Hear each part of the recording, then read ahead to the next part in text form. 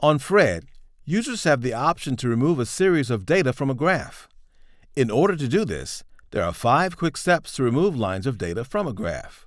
We will be using past unemployment data to help us learn how to remove a data series in Phred. When looking at this graph, there are 2 lines of data shown. One line represents the unemployment rate of Florida, and the other represents the unemployment rate of Ohio. It is important to understand the data you're looking at in order to decide which series you would like to remove from the graph. In this instance, I would like to remove the blue line representing the unemployment rate of Florida from the graph. Once you have decided which data series you would like to move, use your mouse to click on the Edit Graph button located at the upper right-hand corner above the graph. After clicking Edit Graph, you will be able to view more detailed information about the graph and the data series presented in the graph. At the top of the page, you will see the Edit Lines tab.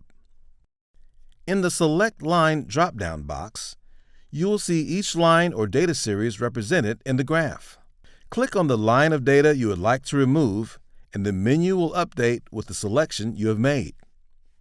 After selecting the line of data you would like to remove, click on the trash icon located on the right-hand side of the menu to delete the line of data from the graph. After clicking on the trash icon, a pop-up box will appear.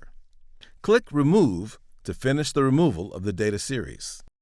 After completing the 5 previous steps, your graph will display one less line of the data series. You can now view and explore the graph without the previous line that you just removed. Now you know how to remove lines of a data series from a Phred graph.